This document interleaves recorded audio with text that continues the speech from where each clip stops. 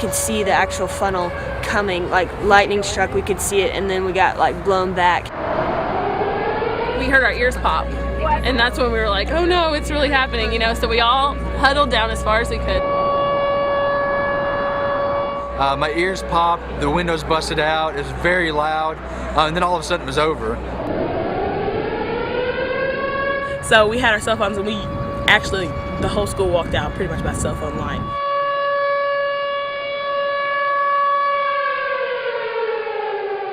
My eyes saw what I could not believe. The devastation was massive. The destruction was beyond comprehension. Everywhere I turned in the residence life area, walls were coming down, students were coming out, some cut and bleeding, and then I heard these words, "We're trapped." And over here we had 4 women students trapped. On the other side, a number of guys were trapped under the fallen walls.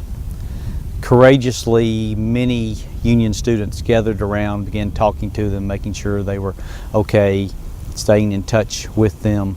When the guy grabbed my hand, it couldn't have been better to know that I was going to make it out. They told us there's still one student that's buried in here, and we found out that one student was ours. At midnight, they were able to get him out, and they put him on the board, and they just said, you know, we're going to be making a mad dash to the ambulance and taking him to the hospital. The rest of the students were exited carefully off of the campus. Temporary housing was found for them throughout the night. A night that none of us who are here will ever forget.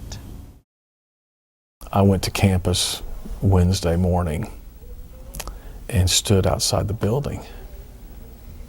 And I just thought, there is no way one person could live under that.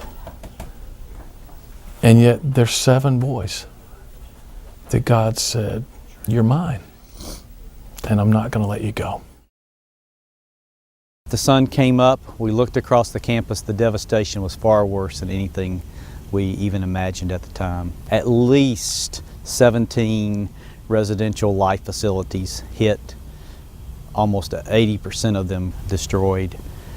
2 major academic buildings badly damaged. But Wednesday morning, the Union University community was at its best. People coming together, caring for each other, saying we're going to move through this. Not because we're stoics or we're braced for difficult times, but because we have a hope and a providential God who had protected us the night before. What should have been a storm that cost dozens of lives, maybe hundreds of lives, no lives were lost. 9 students seriously injured. It is truly an act of God, a providential moment in history. We've moved through the emergency crisis phase of the first 48 hours. We're now in a restoration and recovery phase as volunteers, faculty, and staff come to campus to begin the cleanup. We're moving forward. We have devised a 5-phase plan to allow us to begin to start classes for the spring semesters, long-term plans to rebuild this campus. We're hopeful because we believe in a God who raises the dead. And out of the rubble will come renewal. There is hope for Union University because of our confidence in our great God. He has protected us, He will provide for us, and He will use the friends across the Baptist family, across the Union University community, across this country, around the world, who will rally and come to our aid. Not that we're presumptive in any way, but because we believe in a God who will touch the hearts of people, who will come and help our students, help our staff, help our faculty, and enable Union University to carry out its God-ordained mission to advance Christ-centered higher education and extend the kingdom of God on this earth.